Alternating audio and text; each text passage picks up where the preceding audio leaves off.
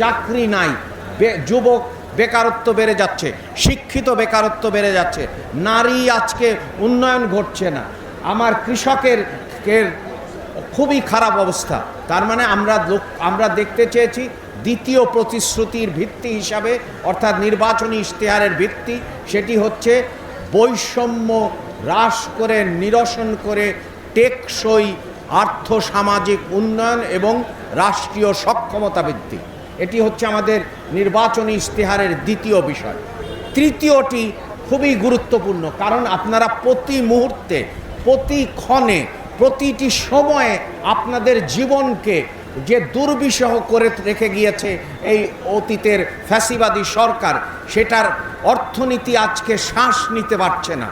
এখনও মূল্যস্ফীতি বেড়েই চলছে এবং যেটাকে বলা হয় যে অর্থনীতিকে তারা আইসিইউতে রেখে গেছে, তার মানে হচ্ছে অর্থনীতিকে তৃতীয় ভিত্তি হচ্ছে অর্থনীতির পুনর্গঠন এবং পুনরুদ্ধার। চতুর্থ ভিত্তি আমার ধারণা বাংলাদেশ জাতীয়তাবাদী দলের চেয়ারম্যান তারেক রহমানের নেতৃত্ব ছাড়া আর এই উপমহাদেশ তথা দক্ষিণ এশিয়ায় কোনো রাজনৈতিক দল কখনো এই প্রতিশ্রুতি দেয়নি। সেটি হচ্ছে সমতাভিত্তিক আঞ্চলিক উন্নয়ন। কারণ আপনারা লক্ষ্য করেছেন যে বাংলাদেশের বিশেষ করে বৈষম্য বিরাজ করে বিভিন্ন অঞ্চলের সাথে অঞ্চলে। সেই জন্য আমরা চাই, এবং এটা একটা দক্ষিণ এশিয়ার আর সবচেয়ে সবাই আমরা জানি যে অঞ্চলগুলোর মধ্যে কীরকম বৈষম্য বিরাজ করে। কিছুক্ষণ আগে ডিসি সাহেব উল্লেখ করলেন, তা আমরা জানি যে কীরকম বৈষম্য। আমরা চাই যে উত্তরাঞ্চল গড়ে উঠুক, হাওর বাওর ঠিক হোক। আমরা চাই হচ্ছে যে উপকূলীয় অঞ্চল ঠিক হোক। আমরা চাই যে চট্টগ্রামের লজিস্টিক হোক। আমরা একই কায়দায় আমরা রাজবাড়ী বা কেন্দ্রীয় অঞ্চলেও একই ধরনের উন্নয়ন চাই। তার মানে সমতা ভিত্তিক আঞ্চলিক উন্নয়ন, যেটা আসলে বাংলাদেশ না দক্ষিণ এশিয়ার ইতিহাসে কখনো করা হয়নি। এবং পঞ্চমত বিষয় আপনারা লক্ষ্য করেছেন যে আমরা সংহতি চাই। আমরা চাই ধর্মে ধর্মে সম্প্রীতি। আমরা চাই পাহাড় এবং সমতলের মধ্যে সম্প্রীতি। আমরা বর্ণপ্রথা চাই না, আমরা বৈষম্য চাই না। সেই জন্যে আমরা সবচেয়ে গুরুত্ব দিচ্ছি, যে ক্ষেত্রে আমাদের রাজবাড়ির কৃতি সন্তান রাজবাড়ী একের এমপি যথেষ্ট পরিমাণে ভূমিকা রাখতে পারেন। সেটি হচ্ছে যে আমরা সংস্কৃতি, ক্রীড়া এবং গণমাধ্যমের মাধ্যমে যার আপনারা যে বিভাজনের একটা সংস্কৃতি চলছে, একে অপরের সাথে আমরা ঐক্যতান পাচ্ছি না, একে অপরের সাথে সংহতি করে কিভাবে অগ্রসর হব সেটা লক্ষ্য করছি না। সেই জন্যে আমরা বিভাজনের বিপরীতে সংহতির জন্যে আমাদের ইশতেহারের পঞ্চম ভিত্তি হচ্ছে কিভাবে আমরা সংহতিপূর্ণ সমাজ তৈরি করব, যে সমাজ একের সাথে অপরের মাধ্যমে সামনের দিকে অগ্রগতি ধারণ করবে। এখন আসি যে কথাটা শাহেদা বেগম বলল বা রহিমা বেগম বলল, এই কথাটা খুব গুরুত্বপূর্ণ। আপনারা কখনোই দেখেননি ইতিহাসে, এটা একটা নজিরবিহীন, যে মন্ত্রিসভার প্রথম বৈঠকে বাংলাদেশের 60 লক্ষ কৃষক নির্ভর পরিবারের জন্যে 12 লাখ কৃষককে 10,000 টাকা পর্যন্ত কৃষি ঋণ সহ সুদ মাফ হয়েছে। এটা কিন্তু মন্ত্রিসভার প্রথম দিনের প্রথম বৈঠকের ফলাফল। তার মানে আমাদের প্রধানমন্ত্রী তিনি সর্বদা যে কথাগুলো, যে প্রতিশ্রুতিগুলো দিয়েছেন, সেই প্রতিশ্রুতি বাস্তবায়নে তিনি দৃঢ় প্রতিজ্ঞ, এবং সেটার পদক্ষেপ আপনারা লক্ষ্য করলেন। তারপরে খেয়াল করেন, আজকে আমরা 10ই মার্চ, এখনও কিন্তু 1 মাস হয়নি। 10ই মার্চ আমরা ফ্যামিলি কার্ড দিচ্ছি, আমি ফ্যামিলি কার্ড সম্পর্কে পরে আসব।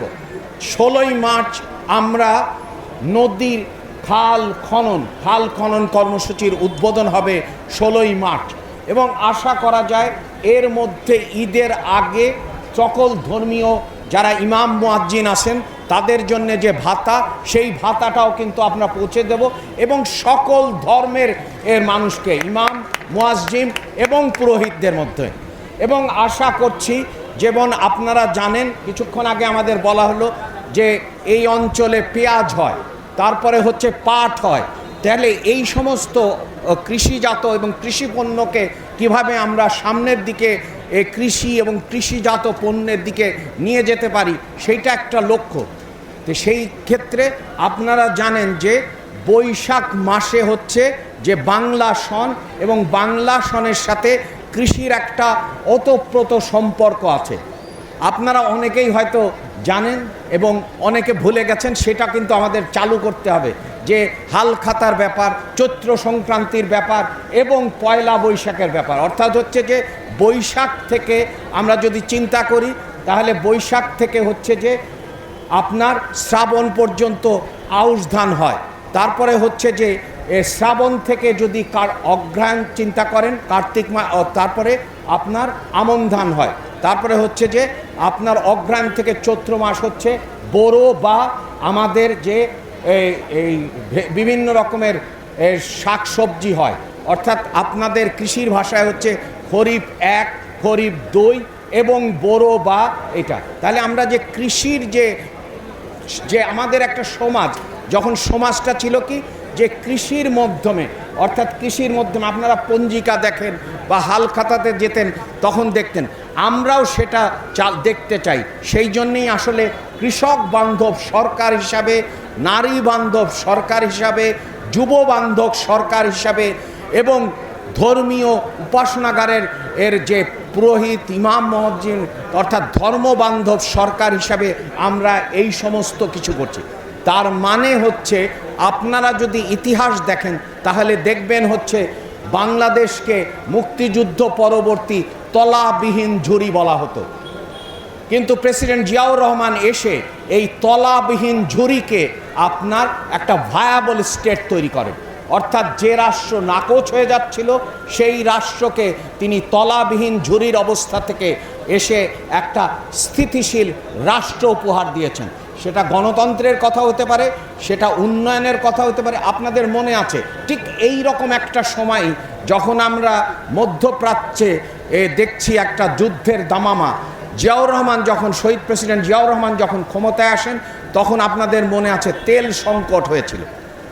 তখন আমাদের অর্থনীতির উপর বিশাল চাপ পড়েছিল, কিন্তু প্রেসিডেন্ট জিয়াউর রহমানের যে কৌশল এবং তার কারণে আমরা কি দেখেছি, যে সংকটকে তিনি সুযোগে পরিণত করেছেন। এটাই হচ্ছে বড় রকমের তার কৃতজ্ঞ। অর্থাৎ আমরা জাতি হিসাবে তার কাছে কৃতজ্ঞ। কেন? কারণ তিনি সংকটকে সুযোগে রূপান্তরিত করেছেন। ওই দিকে তেলের যে সংকট চলছিল, তেলের দাম বেড়ে যাচ্ছিল, কিন্তু আমাদের দেশে অনেক মানুষ বেকার ছিল। তাহলে তাদের জন্যে তিনি একদিকে হচ্ছে যে মধ্যপ্রাচ্য দেশগুলোতে আয় বেড়ে গেছে, তাদের সক্ষমতা বেড়েছে, আর অন্যদিকে হচ্ছে বাংলাদেশের মতো দেশগুলোতে যেগুলো বেকার ছিল, তিনি তার স্ব-উদ্যোগে মধ্যপ্রাচ্যে জনশক্তি রপ্তানি করেছেন। তার মানে সংকটকে আমাদের সুযোগে রূপান্তরিত করেছেন। ঠিক একইভাবে বেগম জিয়ার কথা আপনাদের মনে আছে। মরহুমা বেগম জিয়া যখন ক্ষমতা গ্রহণ করেন, অর্থাৎ হচ্ছে যে তাকে যখন বাংলাদেশের জনগণ রাষ্ট্র পরিচালনার দায়িত্ব প্রদান করেন, তখন আপনাদের মনে আছে যে স্বৈরাচারী এরশাদ সরকার একটা ঠিক তলাবিহীন ঝুরির মতোই রেখে গিয়েছিল। বৈদেশিক ঋণ নির্ভর একটা দেশ ছিল, এবং সেই দেশকে মরহুমা বেগম জিয়া অর্থনীতির ক্ষেত্রে 5টি মাইল ফলক দিয়েছেন। প্রথমত তিনি কি করেছেন? প্রথমত হচ্ছে যে বাংলাদেশের ইতিহাসে আপনারা অনেকেই এই গল্প শোনেন, বা আপনাদের যারা ছেলে মেয়ের যারা বিশ্ববিদ্যালয়ে পড়ে বা করে, তারা গল্প শোনেন হচ্ছে যে পৃথিবীতে সবচেয়ে বেশি দারিদ্র বিমোচিত করেছে হচ্ছে যে চীন। বাংলাদেশের ইতিহাসে প্রায় 2 কোটি মানুষ মরহুমা বেগম খালেদা জিয়া দারিদ্র্যের কষাঘাত থেকে মুক্ত করেছেন। এটা একটা ইতিহাস। এইরকম ঘটনা উপমহাদেশে কখনো ঘটেনি। দ্বিতীয় কাজ তিনি করেছেন, যেটাও বিরাট ব্যাপার, সেটা হচ্ছে যে আপনারা জানেন রেমিটেন্সের কথা। এখন যে অর্থনীতি চলে প্রবাসী আয়ের, এই আয় সর্বপ্রথম বিলিয়ন ডলারে চলে যায় হচ্ছে মরহুমা খালেদা জিয়ার সময়। তৃতীয়ত আপনারা জানেন যে বাংলাদেশে যে আধুনিকায়ন অর্থাৎ অর্থনীতির আধুনিকায়ন, সেই কাজটিও বেগম খালেদা জিয়া প্রথম করেন। অর্থাৎ হচ্ছে যে শিল্প খাতের বিকাশ ঘটে। আজকের যে পোশাক শিল্প দেখেন, সেই পোশাক শিল্প শহীদ প্রেসিডেন্ট জিয়াউর রহমানের হাতে ধরে তুলেছিল, কিন্তু আমরা লক্ষ্য করেছি ওই পোশাক শিল্প একটা বৈশ্বিক জায়ান্টে পরিণত হয় বেগম খালেদা জিয়ার সময়। চতুর্থত আপনারা লক্ষ্য করেছেন যে আজকে আমরা লক্ষ্য করি বিশেষ করে দানাদার শস্যের ক্ষেত্রে অর্থাৎ ধানের ক্ষেত্রে যে স্বয়ংসম্পূর্ণতার দিকে আমরা গেছি, সেটিও কিন্তু ঘটেছে মরহুমা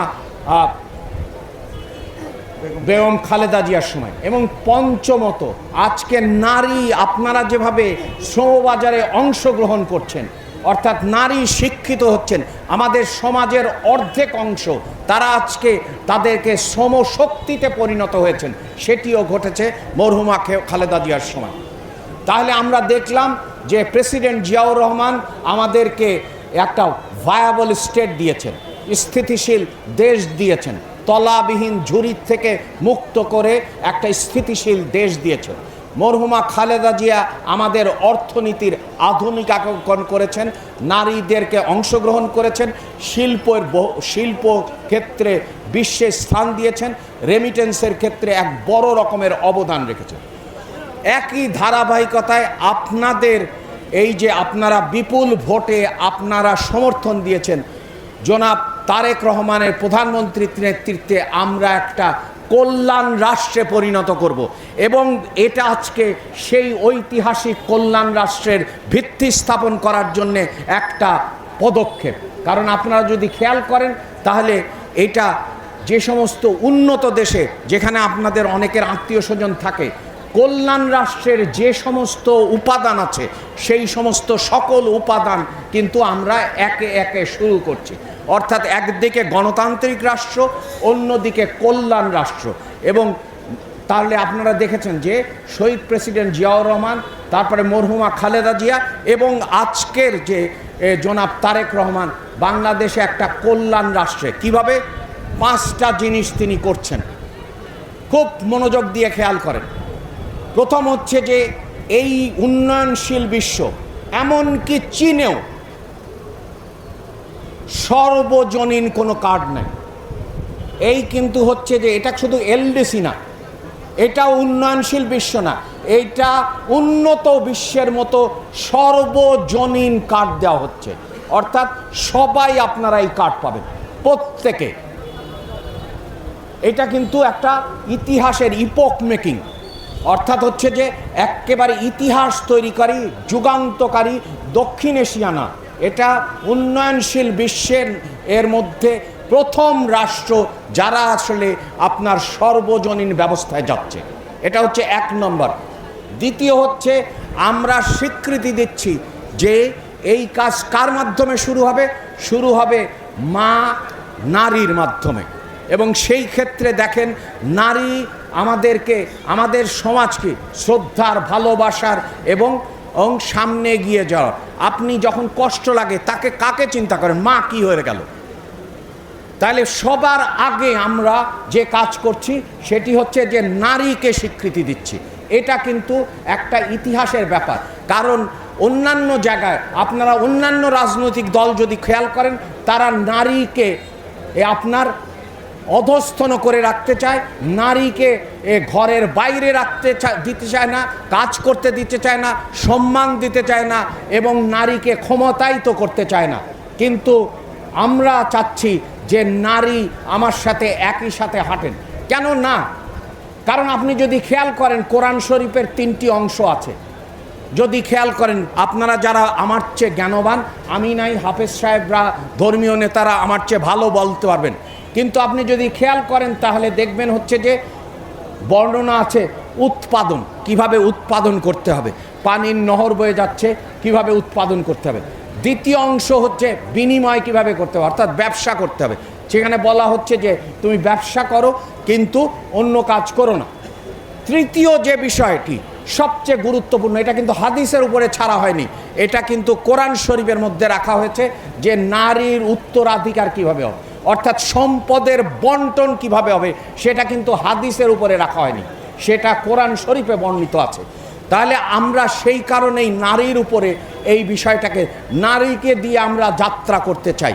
কারণ আপনি কি করেন, মায়ের দোয়া নিয়ে যাত্রা শুরু করতে চান, সেই জন্যে আমরা মায়ের দোয়া নিয়ে সামনের দিকে এগিয়ে যেতে চাই। এটি হচ্ছে দ্বিতীয় বিষয়।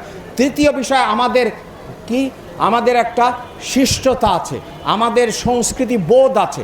আমরা সেই জন্যে আমাদের ধর্মগুরুদেরকে শ্রদ্ধা করি, সেই কারণেই ইমাম মুয়াজ্জিনদেরকে, এবং এটা আমরা করছি কি ঈদের আগেই। কিন্তু তারপরে হচ্ছে যে বাংলাদেশের কৃষি মানে কি, কৃষি মানে কর্ষণ, তার মানে হচ্ছে যে আপনি একটা নতুন সংস্কৃতি চালু করেন, তাই না? ধানের আবহমান আমাদের গ্রাম বাংলা এবং নদ নদী খাল বিল জলমহল, এই চিন্তা যদি করেন তাহলে তার ক্ষেত্রে আমরা কৃষিকে কিন্তু কৃষক বলতে আমরা খামারিকে বোঝাচ্ছি, কৃষক বলতে আমরা পশুপালন যারা করেন তাদেরকেও বোঝাচ্ছি। শুধুমাত্র দানাদার আর শস্য যারা করেন তা কিন্তু আমরা বোঝাচ্ছি না, আমরা কৃষক বলতে সবাইকে বোঝাচ্ছি। এবং চতুর্থ, আপনি যদি খেয়াল করেন তাহলে আমাদের একটা বড় সমস্যা হচ্ছে কৃষিকাজ করেন বা আবহাওয়ার সমস্যা, সেই ক্ষেত্রে আমাদের দরকার হচ্ছে পানি।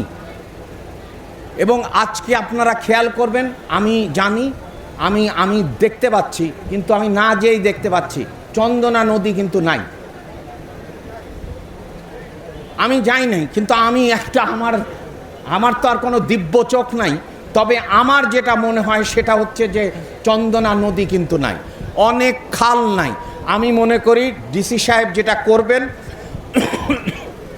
আমাদের সিএস আছে, আরএস আছে, সিএসের কি অবস্থা, সিএস রেকর্ডে কোন কোন জায়গায় আসলে আমাদের এই জলমহলগুলো ছিল সেইগুলো কিন্তু দেখতে হবে, এবং সিএস রেকর্ডে মোটামুটিভাবে এইগুলো বর্ণনা করা আছে। সো সিএস রেকর্ড অনুযায়ী আমাদেরকে দেখতে হবে, এবং আমি আশা করব যে জেলা প্রশাসন, সহকারী কমিশনার ভূমি, তারা আসলে এই ক্ষেত্রে বিরাট রকমের ভূমিকা রাখবেন, যে আমাদের খাল জলা এবং নদী নালা দখলমুক্ত করতে হবে। কারণ আমরা জানি যে অতীতে বাজার দখল পর্যন্ত হয়েছে, বাজারে বড় বড় দোকান আছে যেগুলো হচ্ছে আসলে জনগণের। তো সেই ক্ষেত্রে দখলের সংস্কৃতি থেকে বেরিয়ে এসে আমাদেরকে স্থাপন করতে হবে। সেই জন্যে আমাদের নদ নদী দরকার, কারণ আমাদের ফসলের, আমাদের উৎপাদনশীলতার, আমাদের জীবন গড়ার।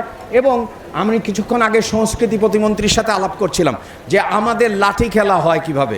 তারপরে হচ্ছে যে এলাকাটাকে আমরা কৃষক কার্ডের জন্য সিলেক্ট করেছি সেটি হচ্ছে যে নদীর ওপারে, অর্থাৎ হচ্ছে, তাহলে এই যে আমাদের চরের মানুষের মানে আপনি যদি খেয়াল করেন হাবাসপুরের ওই দিকে যদি যান তাহলে দেখবেন যে হচ্ছে, বা এই যে পেঁয়াজ যে সমস্ত জায়গায় হচ্ছে, তো আমরা আসলে একটা বড় রকমের উল্লম্ফন ঘটাতে চাই।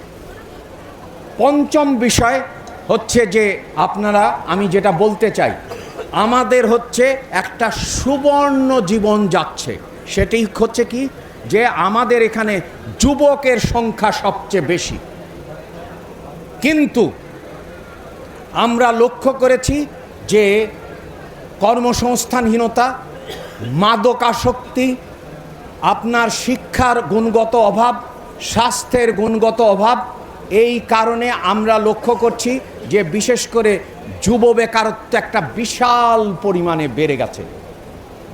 এই পরিসংখ্যানগুলো ঠিক না, যদি সেই পরিসংখ্যানও দেখেন তাহলে কিন্তু এর মাত্রা অনেক বেশি, এবং তার মধ্যে সবচেয়ে বেশি হচ্ছে শিক্ষিত যুব বেকার এবং বিশ্ববিদ্যালয়ের শিক্ষিত বেকার। আমাদের জাতীয় বিশ্ববিদ্যালয়, আপনাদের ইউনিয়নে আপনাদের কাছে আমার একটাই আবেদন, আপনাদের এখানে অনেক কলেজ আছে, কিন্তু সেই কলেজ কিভাবে কর্মযুক্ত, এবং এটা কিন্তু কঠিন না। যেমন হচ্ছে যিনি ইংরেজি পড়ান তিনি যদি 3 মাসের একটা কোর্স করেন যে কিভাবে ইন্টারপ্রেটার হওয়া যায়, যিনি বাংলা পড়ান তিনি অনুবাদের জন্য যদি কোর্স করেন, আপনারা হয়তো বলবেন যে আসলে সবার জন্য কি কর্মমুখী শিক্ষা গড়ে তোলা সম্ভব কিনা। আমি বলবো সবার জন্য সম্ভব, এবং সব বিষয়ের জন্য সম্ভব, এবং সব কাজের জন্য সম্ভব। বাংলা শিক্ষক, আমাদের অধিকাংশ বই হচ্ছে অনুবাদ করা যায় না, কারণ অনুবাদক নাই। তা আপনার যিনি ইসলামিক স্টাডিজ বা আরবি শিক্ষা বিভাগ যদি থাকে এখানে, তাহলে তিনি আমাদেরকে স্বল্প, এবং সেই ক্ষেত্রে যেটা ডিসি মহোদয় বলেছেন, আমরা পুরো মাত্রায় টিভিইটি অর্থাৎ হচ্ছে আপনাদের মনে আছে যে আমরা যেভাবে যেতে চাই সেটি কিন্তু খুব, আপনারা ক্লাস 8 পর্যন্ত আমরা সবাই একরকম পড়বে, তারপরে 8-এর থেকেই আমরা এই স্কুলগুলোতেই আপনার এই বৃত্তিমূলক শিক্ষাগুলো শুরু হবে, এবং তারপরে আপনি সেই বিষয়ে কিন্তু সরকার যথেষ্ট সচেষ্ট, এবং তারা চায় যে কিভাবে আমরা পানির ন্যায্য হিস্সা পাবো, আমরা কিভাবে সমতাভিত্তিক এবং সম্মানের সাথে আমরা কিভাবে পানি সমস্যার সমাধান করবে, সেই ব্যাপারে সরকার খুবই দৃঢ় প্রতিজ্ঞ।